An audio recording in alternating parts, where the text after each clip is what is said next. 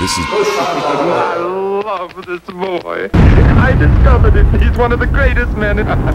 Good morning. We are here on case 09D501985, Stacey Rice versus Sean Rice. And you are Miss Rice? Yes, I am. And you are Mr. Rice? And Mr. Wolf, you represent Mr. Rice? I do, Judge. Mr. Rice is actually represented by Mr. Sejlon.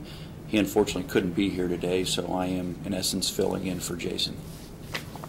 Has Mr. Sejlon represented him in this case in the past? I don't see his name on any of these calendars. He has, Judge. He's been, I know for sure, in front of this court on at least one occasion because I watched the video of that. Your Honor was not here. It was when... Is that Judge Delahanty? Yes, sir, and that's on 10/28 of '09.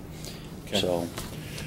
All right. We're here on a motion made by Miss Rice, and I don't know if either party will testify, but I'm going to swear each of you in just in case. Please raise your right hands. Do you swear or affirm the testimony you're about to give in this proceeding to be the truth, the whole truth, and nothing but the truth, so help you God? I do. I do, Your Honor. Okay. All right, Ms. Rice, we're here on your motion, and let's see. It's your motion maintaining that Mr. Rice has violated the domestic violence order? Yes. Okay. You get to address that first. He has shown up at all of my daughter's track meets, and he's come as close as walking right beside me, like this close. And he's under an order to stay 1,000 feet away from you? yes. Okay. How often has this happened? About every Saturday there's a track meet, a cross-country meet, and he's showed up at almost every one of them. And when did cross-country start? When did the meet start? They just finished last Saturday.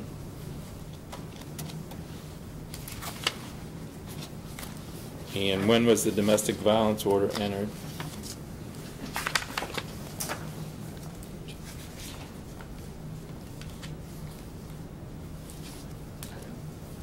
It's in effect till June 30th of 2010. When was it entered?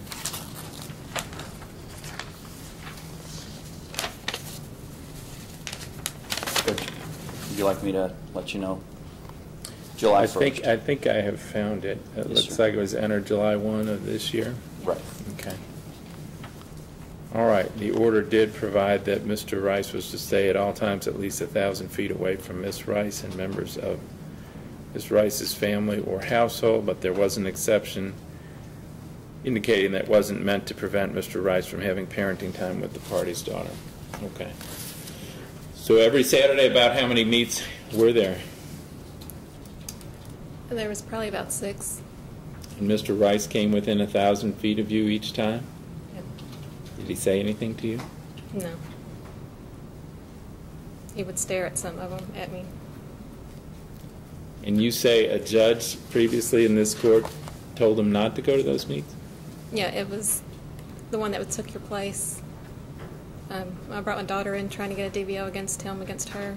Uh-huh. And what did the judge say? He warned him not to go to any of the cross-country meets or practice or any of that. Okay. All right. Please answer any questions Mr. Wolf may have. Ma'am, is this the, as far as the judge that you're referring to who told him to stay away from the cross-country meets, is that Judge Delahanty? Yes. Do you remember he sat up there where Judge O'Reilly was at? Did he say that on the record? Yes. Okay. Judge, I have a copy of the record. I've reviewed it thoroughly, and Judge Delahanty does not say that. I would ask the court to take this under advisement. It's about a 15-minute tape. If the court would be so inclined, I'd ask you to review this before you actually make a ruling in this case. I think it directly hinges and is directly related to her credibility in this case. She's asserted to you that Judge Delahanty said that he is not to go there. I tell you that I've reviewed it yesterday, and he does not say that. So I think it's a very important matter. I've got it here for your review. It's about 15 minutes? It's approximately 15 minutes, I'll Judge. play it in court with the parties here so everybody can be listening at the same time. Wonderful. And, ma'am, as far as him seeing you at the cross-country meets, he didn't say anything to you? No, but the last one he stared at me all the way down the walkway. Where was this at? It was in Lexington. And as far as the parenting time, what is your understanding of what parenting time he is allowed to have with your daughter? I have full custody, and Judge O'Reilly told me that it was up to me if I felt that he should be able to see her, and my daughter is scared to death of him. How does he go about seeing his daughter then if you have full custody? He's not allowed to have contact with you. I haven't let him see her because she is scared of him.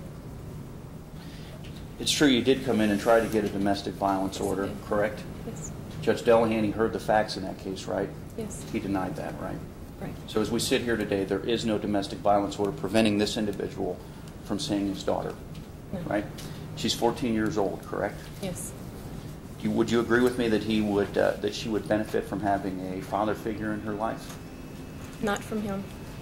Are you in fact seeing someone at this point? Yes, I am. Is that person your fiance? Yes, he is. Is that a Mr. Tim Boston? Yes. Okay.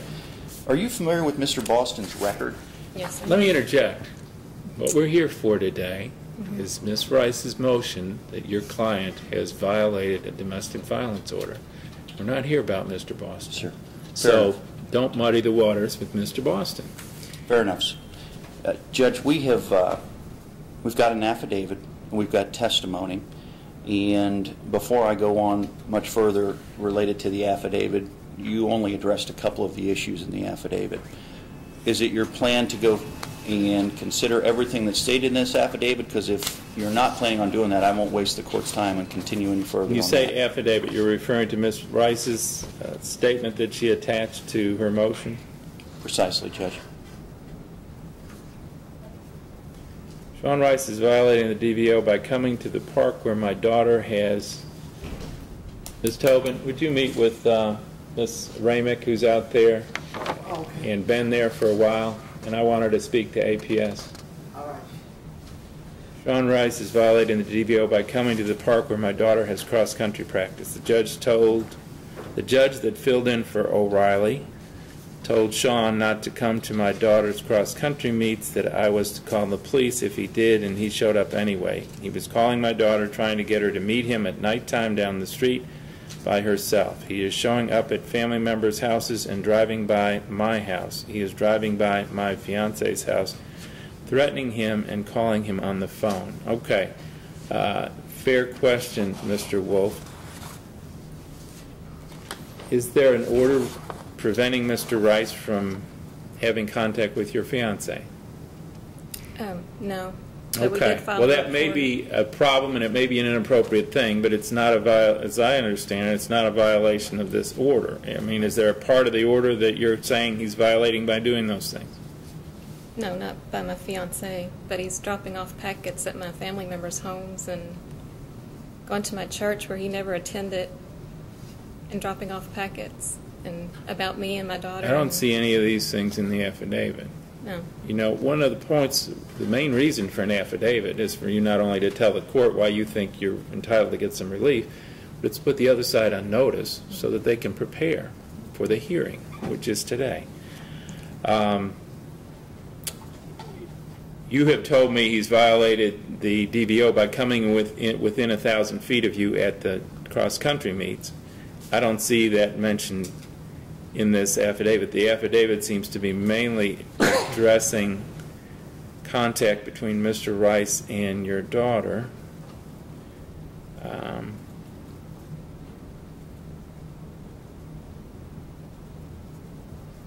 And I will listen to that tape in open courts of the last hearing that I was not at, so that everybody can hear what Judge Delahanty said on the record. And if he told Mr. Rice not to be at those meets, I'll be very interested to hear that. But calling my daughter and trying to get her to meet him at nighttime down the street by herself. You all are divorced. What does the divorce decree say about parenting time? It just says I have full custody. It doesn't say any. It's silent on parenting time? You all have gotten along so well that you didn't need to have anything spelled out? We got along well at the time of the divorce. And all the divorce says is, well, Just that It I have says full nothing? custody. I have it with me if you'd like to see it. well, yeah, I would like to see it, but I'm assuming you're familiar with it and you can tell me what it says. It just says that I have full custody. It doesn't give any. It doesn't have any rights. Okay. Of, Have you looked at the settlement agreement? I have not, Judge. From what I have been told from my client, it was an uncontested divorce. and he did not retain counsel. He did, in fact, grant full custody to her, or the court granted full custody. He agreed to that. But Mr. Sejalon informed me that it does have reasonable visitation rights for Mr. Rice. Now, it doesn't spell it out. It's one of those agreements that just says, as agreed to by the parties, but it doesn't specifically state it, is what I was told by Mr. All right, Sejalon. let me take a look. I've got a copy of it now.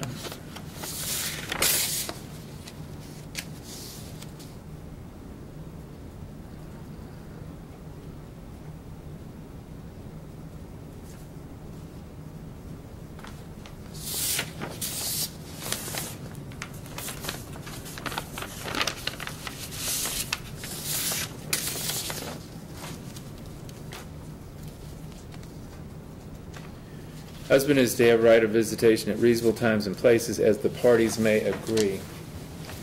Well, language like that works when the parties are on the same page length and get along okay. It doesn't work very well when they get to a point where they don't. Now, it looks to me like the parties are at that point right now. But I will tell you this, Mr. Rice, and I'm the judge that's going to preside over any post-divorce hearings that come up. As the parties may agree does not mean you call your daughter on the sly and try to get her to meet you somewhere. That's a party, you're a party. As the parties may agree. Don't be going behind Miss Rice's back to try to get your daughter to meet you somewhere. That's not the parties agreeing. That's you trying to set something up with your daughter. That's not appropriate. Agreed. It looks like you all may be coming back into court to have some maybe get a more specific parenting schedule, and that's fine, but that's not part of the domestic violence docket, and that's not what we're going to do today. But I do want you to, I would want to tell you, and I hope you're listening, and I hope you're processing this information accurately, you're not to be calling up your daughter and trying to set something up. As the parties may agree, and if the parties don't agree, one of the parties needs to make a motion and bring it back before the circuit court to get something hammered out that whether the parties agree at that point or not will at least be an order of the court. This order says, as the parties may agree. So if Ms. Rice isn't agreeing to you meeting your daughter somewhere, then you're not agreeing and you need to come back to court on that docket. But that's not a violation of the domestic violence order as I see it. So it's improper behavior, but it's not a violation of the domestic violence order. He is showing up at family members' houses. Your family members' houses?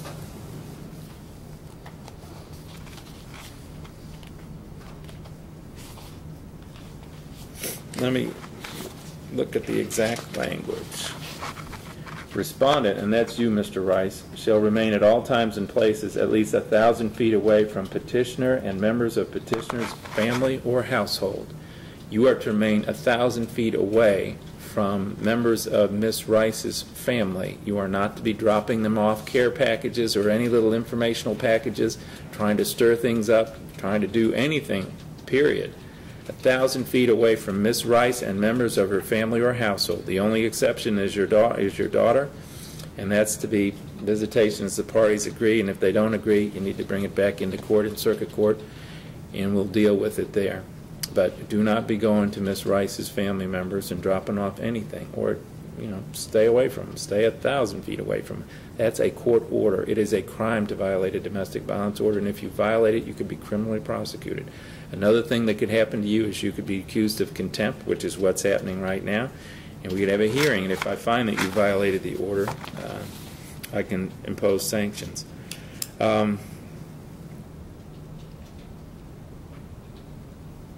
All right, so as far as I can see, the violations that the alleged violations that you've put Mr. Rice on notice of are coming within 1,000 feet of your family members, and in your statement that he's violated an admonition he was given by Judge Delahanty to stay away from the cross-country practices. So at this point, Mr. Wilf, I'm going to let you resume your cross-examination. And I've already stated that contact between Mr. Rice and Ms. Rice's fiance does not appear, it sounds very unwise to me, but it does not appear to violate the order on its face unless Ms. Rice was with her fiance and Mr. Rice came within 1,000 feet of him. but you can resume your cross-examination, Mr. I'm almost done, Judge, just for your record. Ma'am, which family members specifically are we speaking of here? My brother and my uncle, What's your brother's name? Everett, What's your uncle's name? Chester. Are either Edward or Chester here today? No, they're at work. Did they produce any affidavits or anything for you to bring to the court stating that he has been driving by their houses? No. Judge, I am done with cross-examination, and if the court would like to view the video. Before we get to that, Ms. Rice, did you have any witnesses here today, in addition to yourself, that you wanted to call? I have my daughter and my fiance. Okay. Now, what do you anticipate your daughter would testify that's relevant to this motion? That he's been at the cross-country meets and to her practice at the park. Okay. Well, is there any denying that Mr. Rice has been at the cross-country meets? There's no denying that, Judge, and I think my concern would be putting a 14-year-old daughter on the stand. Client's not going to deny it. Well, if it's not, if that's a fact that's not being denied, I don't see, if that's the only reason your daughter was going to testify, I don't see a need for her to testify if he's admitting he was at the cross-country meet. Was there any other reason you were calling her? Just the fact that she doesn't want to be around him. Well, but I guess that's a different there's not a court. domestic violence order that prevents that. That's a matter for the court and the circuit court to take up as the parties come in to try to get a parenting schedule. It would certainly be relevant at that point in time. Now, your fiance, what was your fiance going to, what do you anticipate your fiance would testify about? That he's also been at the cross-country meets and that there was an incident at Swag's. That there was what? At Swag's, it's on the thing that Swag's shoe store where he come in contact with Sean and they had a disagreement. Okay. And I That was doesn't there appear to also. violate the domestic violence order that was issued unless you were with your fiance. I was with him. You were with him? Mm-hmm. And Mr. Rice came within 1,000 feet of you? Okay, well, now I haven't heard any testimony about that. This is, before Mr. Wolf stops cross-examining you, if that's part of the allegation, let me look in the affidavit. Showing up at family members' houses and driving by my house. He is driving by my fiance's house, threatening him and calling him on the phone. The threatening was in the parking lot at Swag's. Okay, well, you can testify about that if you were present. I was present. What happened?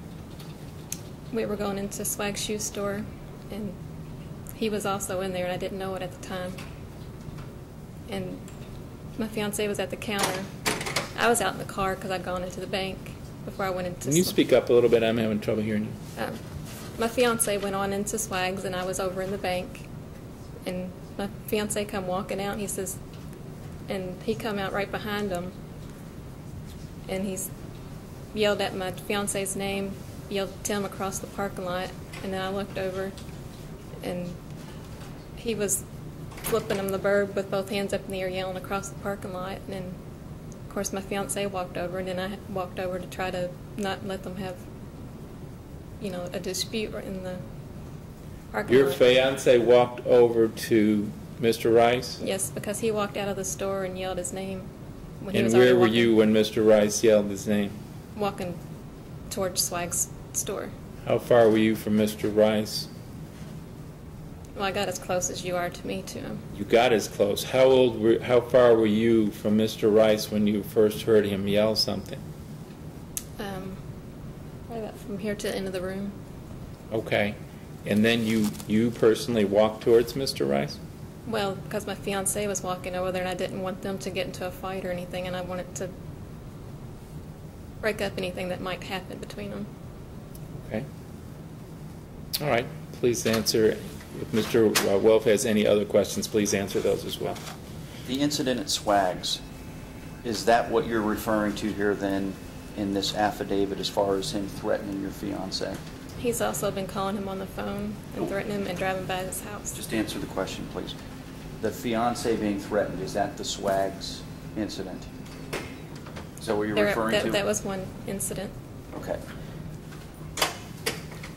At Swag's, you saw Mr. Rice and your fiance getting into what potentially could have been a confrontation, right? Yes. And you took it upon yourself to go up and try to, in essence, break up the confrontation? Yes, because he was yelling across the parking lot, and I know my fiance is not going to, put up with that. Okay. There's a domestic violence order that prevents him from being within 1,000 feet of you. So you he should have understand gotten that? his car and left. Do you understand that there is a domestic violence order there? Yes. And do you understand that by you approaching him, you potentially are putting him in violation of the domestic violence order because you decided to go within 1,000 feet of him? Couldn't you just as easily have gone the other way? But he had not yelled and put his fingers up to try to cause trouble. Couldn't you have easily as walked away as well? Yes, I could have, but... You chose not to do that, right? Right. You chose to get within 1,000 feet of him. Is Yes, that right? but he could have left when he seen me coming towards him. All right. Judge, I don't have any additional questions on that matter. Thank you. Okay. And what's your fiance's name, Ms. Rice? Tim Boston. Tim Boston? And you'd like to call him as a witness? Yes. Sheriff, please ask Mr. Boston to come in. Judge, just for the record, my client has additional witnesses that could have been called related to the Swags incident had we been on notice that this is what she was complaining of. And I'm sure you'll let Mr. Boston testify, but I'd just like the court to know that. We really don't feel like we got appropriate notice here on the Swags incident.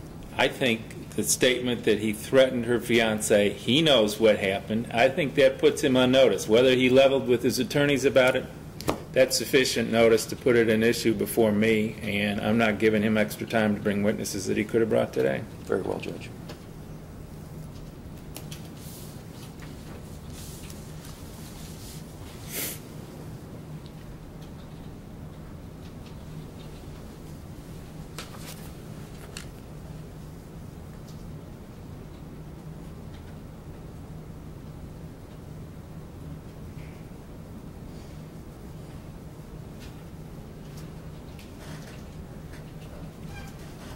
Mr. Boston, you're being called as a witness by Ms. Rice. Please come forward. I'll swear you in, and you can take the witness stand. Mr. Boston, don't stare down. This isn't some macho mano-a-mano thing. Don't be staring down Mr. Rice as you come up here. Raise your right hand. Do you swear or affirm the testimony you're about to give in this proceeding should be the truth, the whole truth, and nothing but the truth, so help you God? Have a seat. Make yourself comfortable. I've got a few questions for you before Ms. Rice questions you. Please state your name for the record. Timothy Michael Boston. Where do you live? 106 East Collins Court. You know Miss Rice? Pardon me? You know Miss Rice? Yes, sir, I do. How do you know Miss Rice? She's my fiance. You know Mr. Rice? Briefly. You know of him? You know what he looks like? Now I do, yes. Okay. Ms. Rice has talked about an incident that happened in the parking lot of Swag's running shop. Mm-hmm. Were you there? Yes, sir, I was. Please tell me what you saw and heard at that time. I had walked into Swag's to look for Brittany a pair of running shoes. I looked to my left. I saw Sean. I went out the door, or he went out, and I went out because we got about a block and a half away to get to her car. I got to the car, and he started screaming, cussing. I said, "I'm sorry, I can't hear you." You know approximately how far away you were from him? Probably about 100 yards. And then he started throwing up the middle finger at me, cussed me. And I went back. I kept walking towards him. I decided to stop about 15 feet from him. And he started screaming and hollering, cussing, saying, "I'm going down." He went behind his back, said, "You're going down," like that. And I said, "Really?" And then the guy from Swags walked out, Mike, and he says, "Okay, I don't want to have this in the parking lot." And I had asked him, I said, "Sir, did you see me do anything?" He said, "No, sir, you did nothing." I said, "Okay." And he repeatedly says things, he shows up, pops up behind trees from woods, screaming, "You're going down the street, you're going down." Had you ever met him before this incident in the parking lot? I met him briefly at, I think it was McNeely Lake. I introduced myself to him because I was trying to be cordial with him.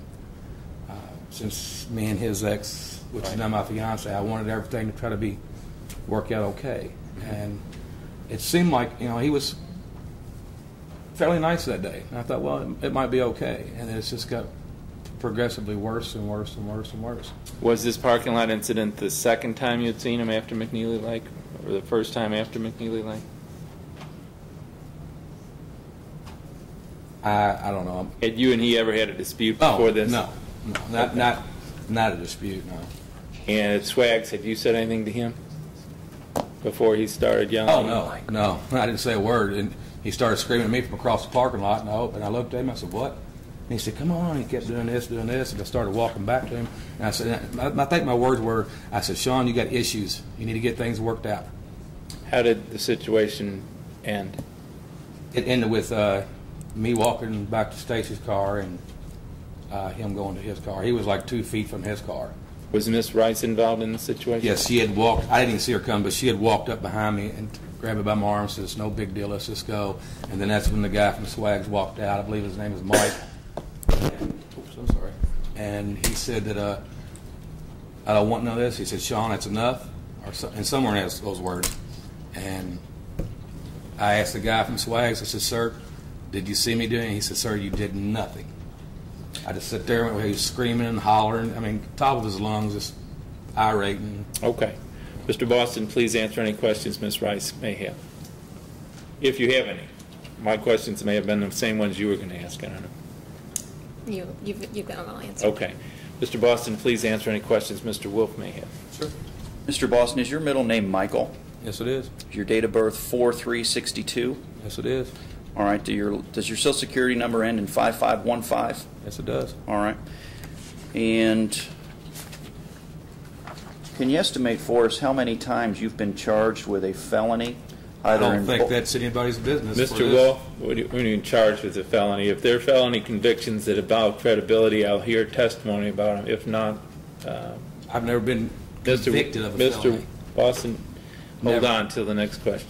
In 2000, were you convicted of a felony related to theft by failure to make required disposition of property? I don't remember, but still, this has no bearing on this. Just the judge will decide what's important and what I can I answer. just- You can answer that one, Mr. Boston. Do you recall that? It's a 00F case stemming from Bullitt County. Do you recall that? I really don't. You don't? No, I don't. Okay. Do you recall, or actually let's go right to today. Sure. As you sit here in front of us, do you have a felony charge pending in Hardin County? Yes, I do, but you have no idea what it's about. Is it charges related to theft by failure to make required disposition? No, it's not. It's not. No, Mr. Wolf, my those attorney are is Steve charges Merkins. and not convictions. We're not going there. And that was done in Mr. 2006. Well, I mean, Mr. Boston, I've just told him not I'm to sorry. ask the question. So if you're going to answer it, I'll let him ask it. no. If you don't want him to ask it, be quiet and wait for the next question, please. I'm just confused on what this has to do with Brittany. And You're not a lawyer. You're not here to make objections. You're a witness. When you're called as a witness, you just get to answer questions. You don't get to make objections. Mr. Boston, are you a runner? no, What were you doing at Swags? to give Brittany a pair of tennis shoes. Okay, and Brittany is the 14-year-old daughter, correct? You know that Mr. Rice is an avid runner, correct? No, I really don't. You don't? No, I don't. You don't know that he goes to all of the track meets and everything related to his daughter? No, I try not to pay any attention to him or what he does is his business. Okay, and your fiance has never told you that he's an avid runner? Not avid. Just said he likes to run. Okay. And when you went to Swags and you saw him, tell us again what happened? I asked the girl to show me some shoes for my stepdaughter, soon-to-be stepdaughter. And she said, "What size?" I said, "A 5." And then I looked to the left, and there he stood.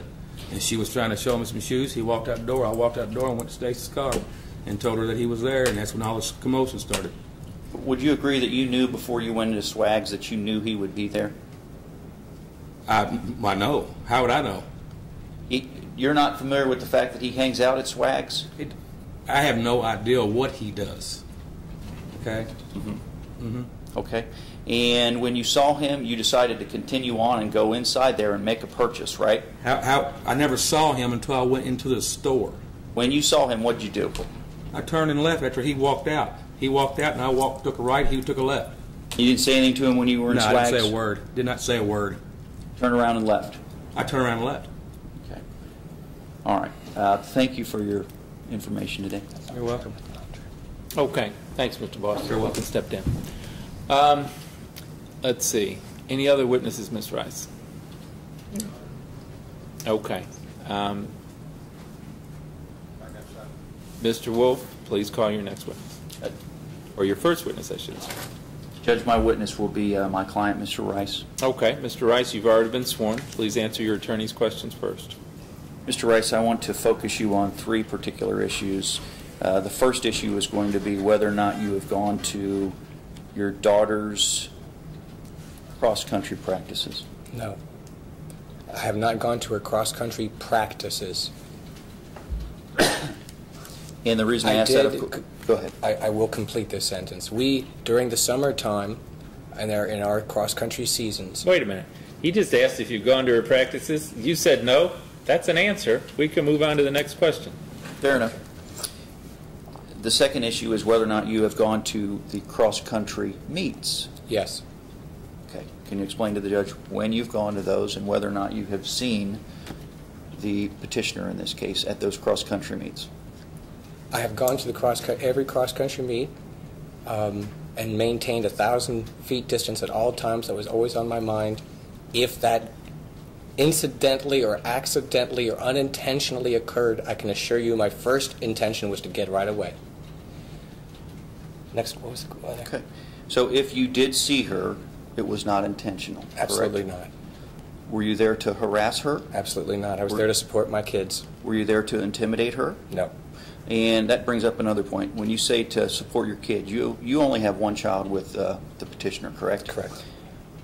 But when we met, you were referring to kids, and I asked you about that. Tell the judge what you mean by supporting your kids. I believe Your Honor is already aware that I coach cross-country at the middle and high school levels, or have in the past 3 years.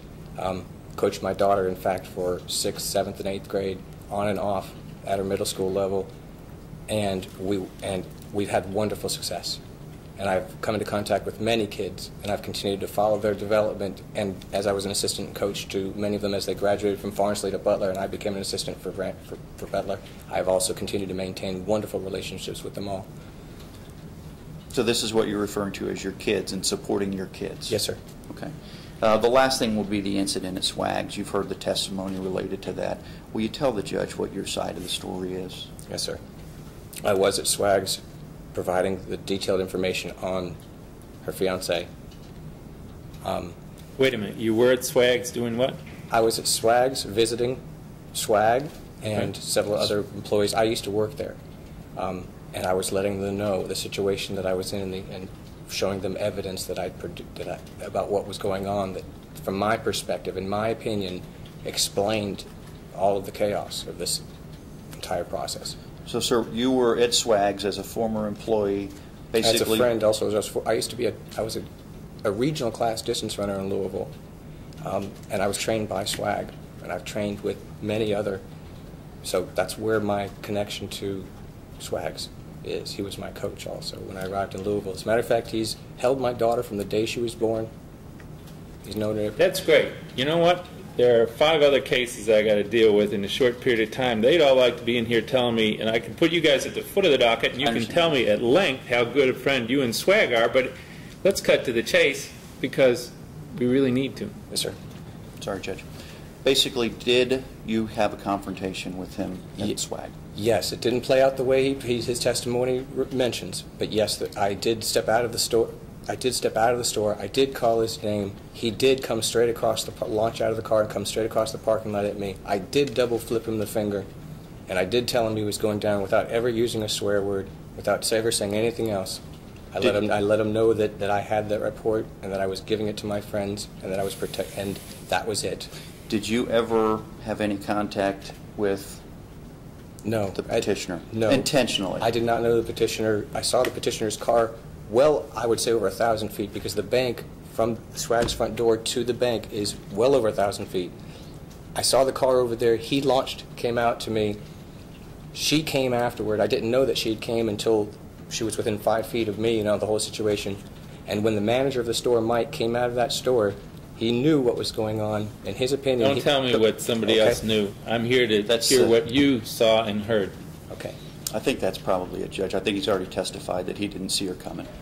Okay. And I did not swear. Ms. Rice, do you have any questions for Mr. Rice?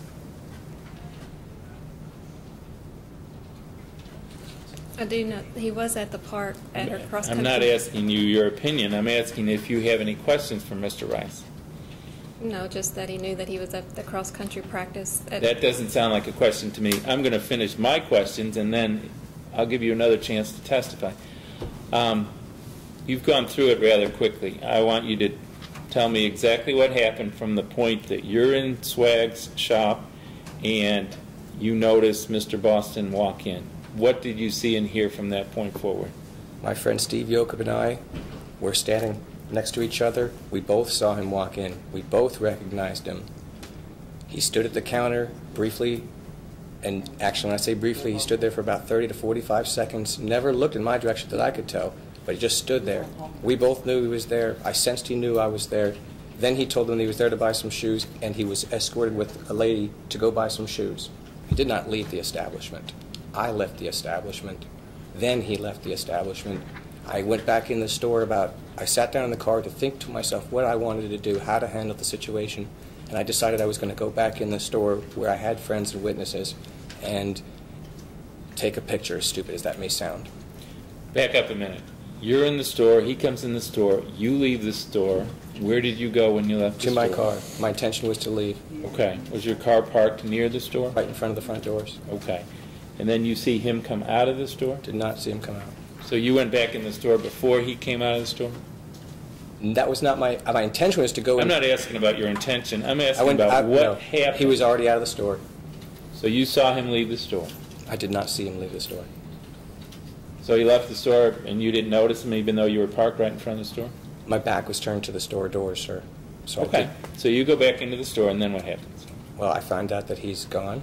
I want to find out what happened. I found out he's gone. I asked which way direction he went. I went out of the store, looked in the direction that I was told he went. I saw him getting into the driver's seat of my ex-wife's car. I called out his name. I pointed my finger at him. He launched out of the vehicle. Why did you call out his name? Sir, I have spent this entire summer dealing with this process as best I could, and I lost my temper. What did you say? You just called out his name, that's all? That's all. Did you flip him the bird? Two, Why? because I was angry. Had you ever had contact with him before? Yes. He mentioned McNeely Lake. Had you seen him at McNeely Lake? He Is that did the approach first me. time you had met him? That's the first time I had met him. Did But you it's all not the get first into- time that he'd contacted me, sir. Did you guys get into a dispute at that point? Sir, I guess I would say that he had contacted me before then. I didn't several ask times. that. I said, did you get in a dispute at McNeely Lake? Please sir. listen to my questions and answer my questions, not what you wish they were or your speech, my questions. Did you guys get into a dispute at McNeely Lake? No, sir. Did you see him between when you saw him at McNeely Lake and when you saw him at Swags? Not that I can recall. Okay. So you're at Swags. You've never gotten in a dispute with him before? Correct. Okay. And you come out and you just yell out his name and give him the bird. No. Sir, I yelled out his name and pointed my finger at him like this. Oh, so you didn't flip him the bird at that point? Not that, sir. Okay. And then he gets out of his car. And What did you expect him to do? I had no understanding of what to expect, honestly. Okay. So he gets out of his car, and then what happens? How far was his car away, by the way? I would say at least 1,000 feet. And it wasn't his car, it was your ex-wife's car? Yes, sir. And you knew it was your ex-wife's car? Yes, sir. Okay. Did you see her in the car? No. Okay. Did he get in the driver's seat? Yes. Okay. So you've yelled his name and pointed at him, and then what happened? He launched out of the car, walked across the parking lot at a march. About halfway across, I wasn't about to yell across that parking lot or make a verbal, loud scene. Matter of fact, I did not want a scene. I realized I was in an escalating situation and didn't know how to handle it. Halfway through, he's making signs like that, like he can't hear me. I realized I don't want to scream, don't want to yell, but I wanted some defense or some I admit I have concerns about this gentleman. It's for the safety of my daughter, sir. Were you performing for your friends at Swags? No, sir. So, you point to him, you yell his name, you call him out, just like Gary Cooper in High Noon or something like that. And he starts marching across the parking lot. And then what happened in the situation that it appears to me you created?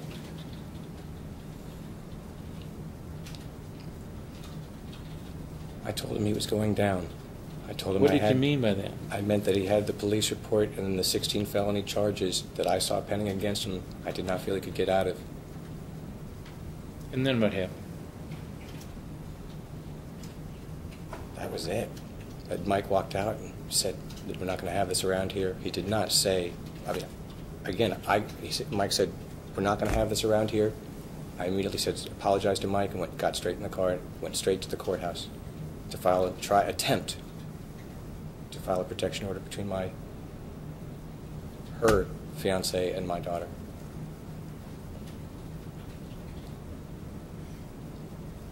Did you flip him the bird? Yes, sir. At what point did you do that? When he was halfway across the parking lot making gestures toward me. And that's where he stopped? No. That stopped him in his tracks? How sir. close did he get to you? Actually, it was more like 5 feet, sir. There were witnesses. Did he say anything? Not really. Okay. Did Miss Rice, was Miss Rice there? Not until the very end. Or when I say the very end, I mean not until we had already been within 5 feet of each other for probably 10, 20, 30 seconds, 40 seconds. It could have been a minute. I lost track of time, sir. Okay. Any questions? I will give you another chance to testify. Any redirect? Briefly, Mr. Rice, you are referring to when you said he was going down and you knew about these charges that he had. You actually employed a private investigator to check this individual out. Is that correct? Yes, sir. And you did that because you had concerns about who was, in essence, partly parenting your daughter? No, sir. Why did you do that? I did that because when I saw a pattern change in our relationships with my family and my friends and my community so dramatic that I could not figure it out, but I had to. I had to come to some understanding of why this was all occurring, because I can honestly say I do not know this person. I did not divorce this woman. The woman I divorced, Did you, in fact, have someone do a background check on Mr. Boston? Yes, sir. And did you do that Mr. Wolf, redirect is not an opportunity for you to think up new questions to ask. These are questions you could have asked on direct. The only thing you can develop, as far as I'm concerned, on redirect is something you couldn't have asked to begin with. Well, the way I remember the testimony when he was talking to you was that he stated that he was mad because he was going to go down. And he was going to go down because there was a criminal background check that he had done on him. All things that you could have asked him to begin with. Well, I was feeling like when Which I don't think are relevant to this proceeding, frankly. Judge, I understand. Which may be why you didn't ask him to begin with. I tried to stay away from it. They're no more relevant now than they were then. Very well, Judge. Since this was not a domestic violence order that necessarily protected Mr. Boston from your I agree. client. Thank you. If you want me to expand the scope of it, you can have some relevancy there and we can get into it. Judge, you're in charge, and I can sense that we've gone too far as it is, so I apologize for taking the time. You don't have to apologize. Do you have any other witnesses to No, call? sir, I do not. Okay. Now, Ms. Rice, you said you'd like to testify, or you had something else you wanted to say. This is your chance to say it. Well, the fact that he's gone to my church and contacting my pastor and going over to church members' homes and... None of which is in your affidavit here. No. He's not on notice of that. He's telling people we're still married also. What everybody needs to understand is why we're here today. We're here because you very specifically allege that he's violated an order of this court, the domestic violence order of this court. So it's not an opportunity for you to think up a lot of different things that you didn't put them on notice of. It's not an opportunity for him to try to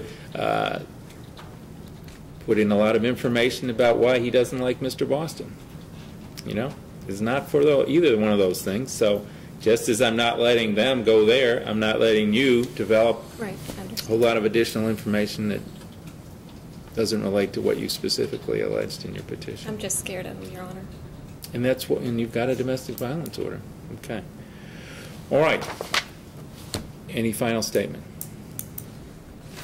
Anything else, Mr. Wolf? Judge, Yeah, you're right. We need to look at that tape. Yeah, I need to look at that. And I will say this, Judge, for your,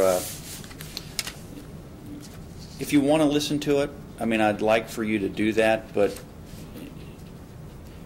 I don't know if necessarily, now that I rethink it, all it goes is to her credibility as to whether or not the judge that was sitting there told him not to go to the cross-country meets.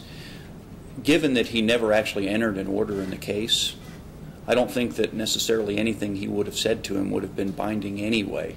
It may go to potentially his credibility by not listening to the judge, but since the domestic violence petition on behalf of the daughter was dismissed, there would be no binding orders that came from that. So perhaps to spare you from having to listen to this, if you don't think you it's don't have to necessary. spare me from anything, but I follow your argument. If he wasn't ordered in a written order of the court to not attend, attending in and of itself didn't violate an order. Yes, sir.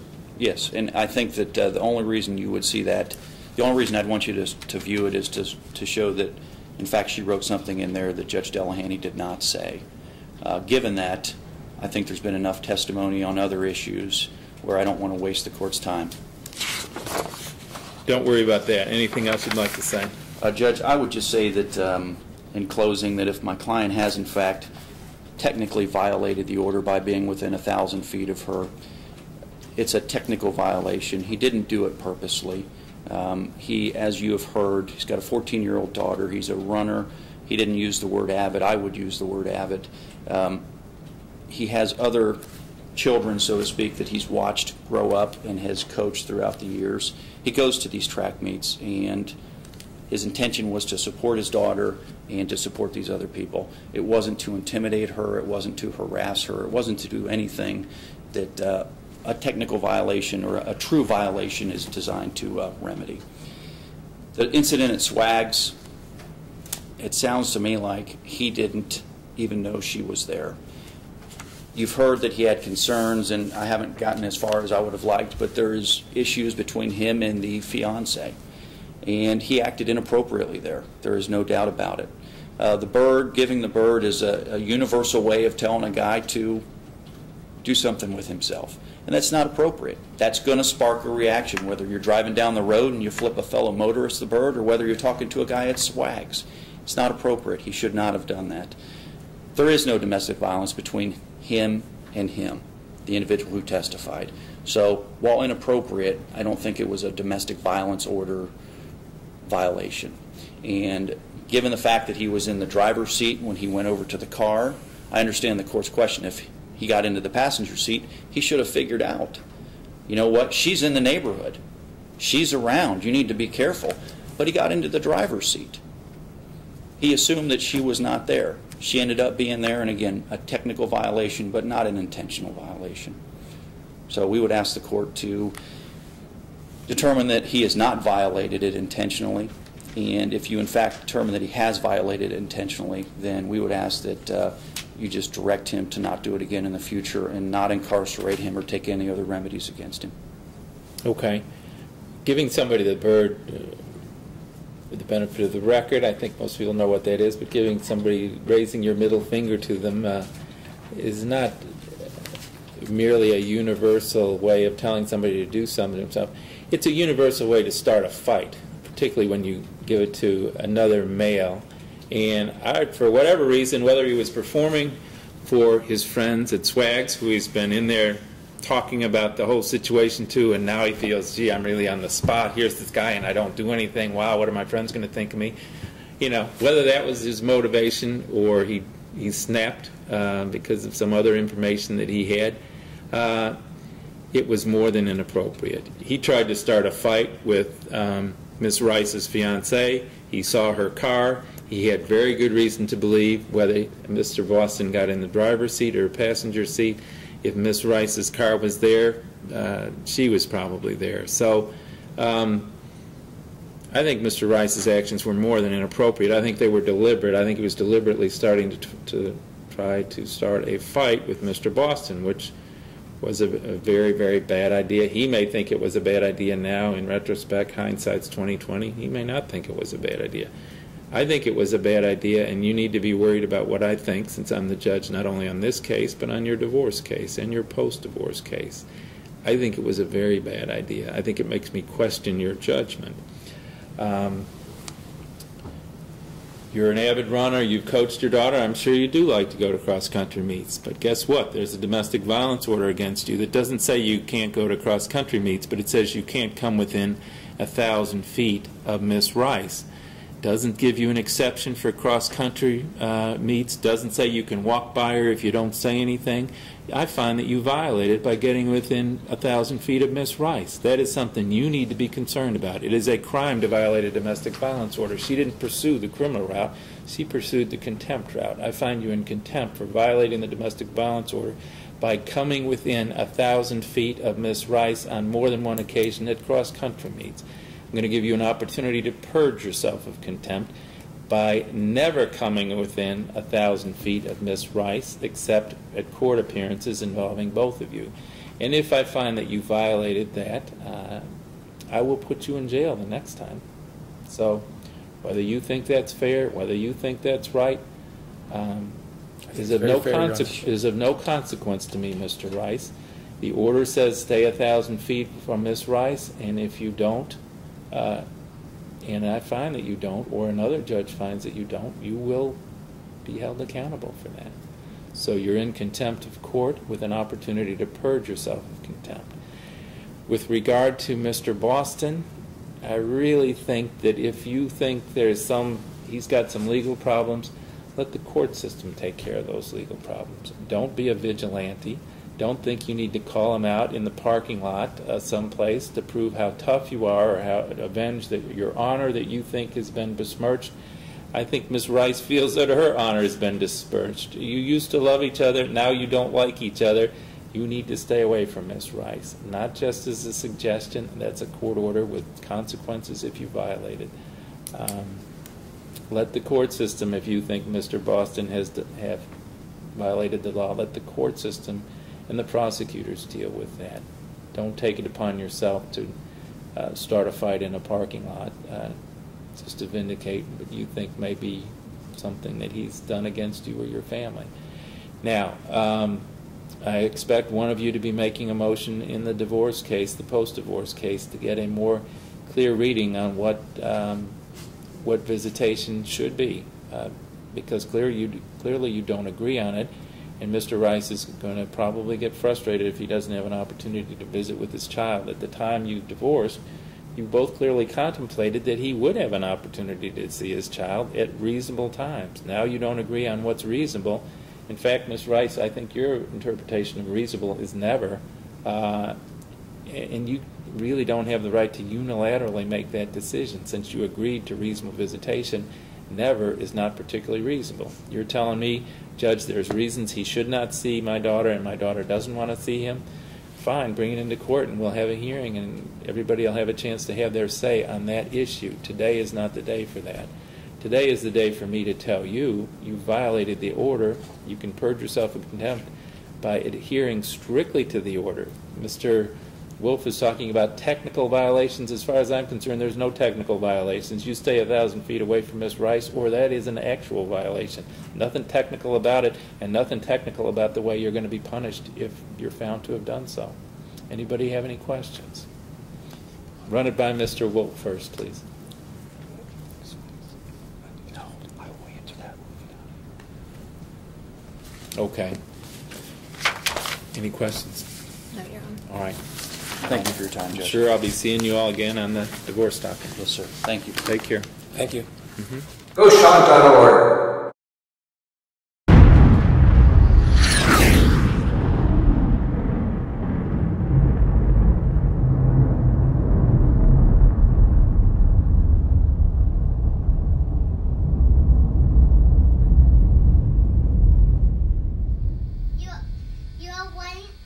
You always went, and it's your turn. I went.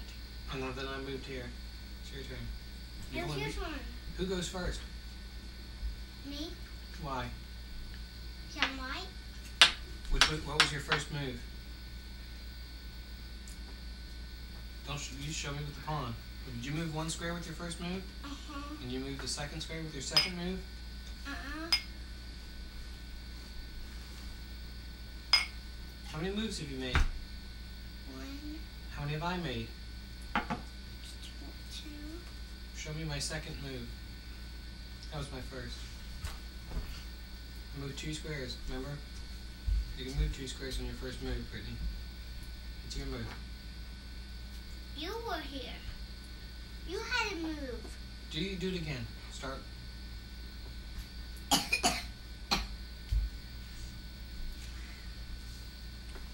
Now you just wasted a move. Why? Why? Because it took you 2 moves to do what you could have just done in 1. Your first pawn can move 2 squares, remember? The first move, every one of those can go 2 squares. If you're going to move 2 squares, go ahead and move it. It gives you an extra turn.